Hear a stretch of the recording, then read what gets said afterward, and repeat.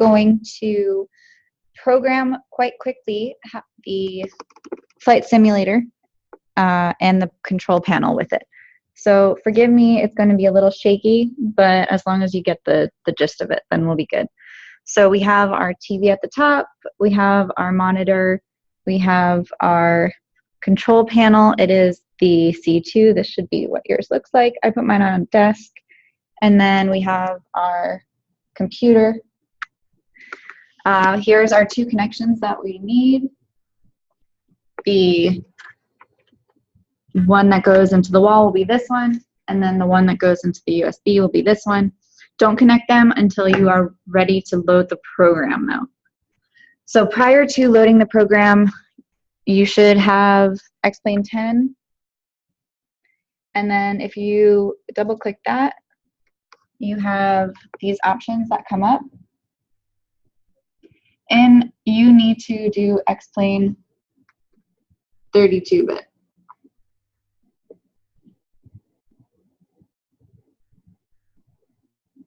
Can't really see it, but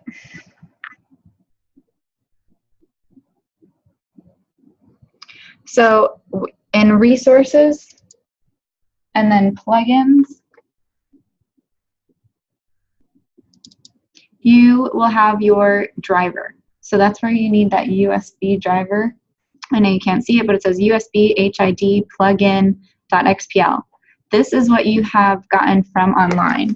So what you need to do is you need to go onto the FPC or PFC, flypfc.com. I hope you can see this okay. You're going to go to customer service, technical support, and then you have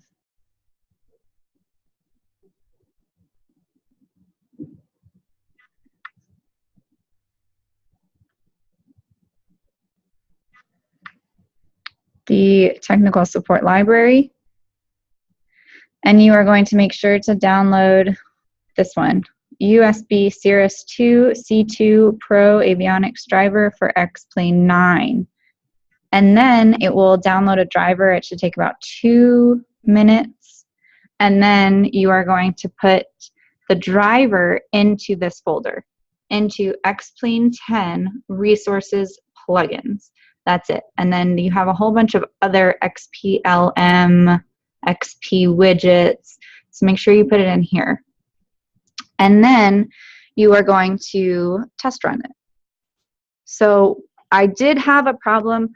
I installed this into my computer and the USB said that it was not a recognizable USB port. With that in mind, I then had to change the cord. So once I changed the cord, then it was all good. But make sure that when you plug it in, it is a recognizable. And now you are just doing the 32-bit.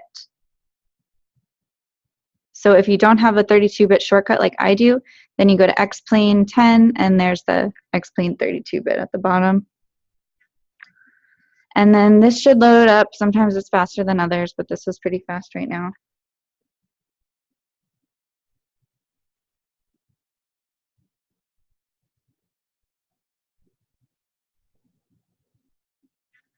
And I also have colors, so things are actually working right now.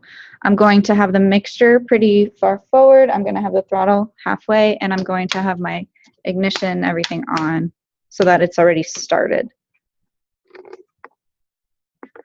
So when I put the master battery on, my lights turn on.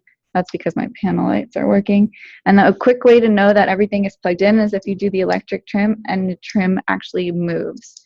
This should always move no matter if it's plugged in and using the program or not.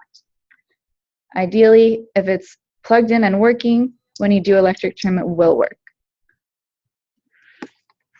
So because I already started it, I have my mixture full, so my engine should be running.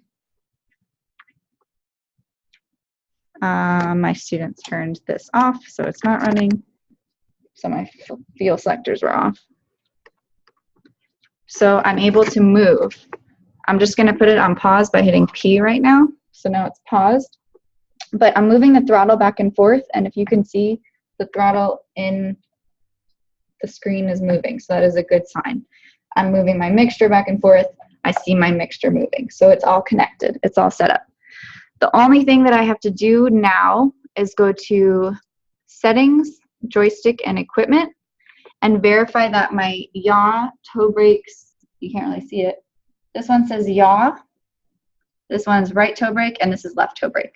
So what I have to do is I have to make sure that I'm actually moving this, and as I move this, it's moving the correct one. So if it's a left toe brake like it is right now, I make sure it's moving. And if it's a right toe brake, I'm gonna move my right one, make sure it's the right one. So just the 3 things for the rudder you have to calibrate here. You should leave everything none. So this should actually be none. Everything else is gonna be red, and that's totally fine. All you're setting up is your yaw, right toe brake, left toe brake, and then you will put the rudder with it.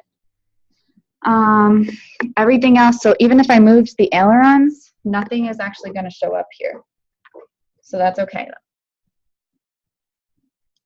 And then if I unpause it, sometimes it moves like it is, and now I'm using rudder, and you can see that as I'm using my rudder, it is turning the plane. So like using right rudder or left rudder. So it is working.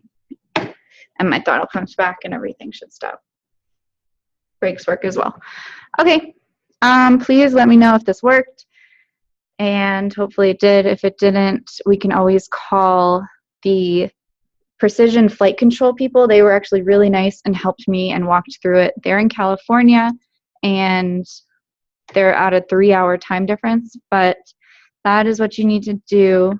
Please, hopefully it works, but let me know if it does not. Thanks. Bye.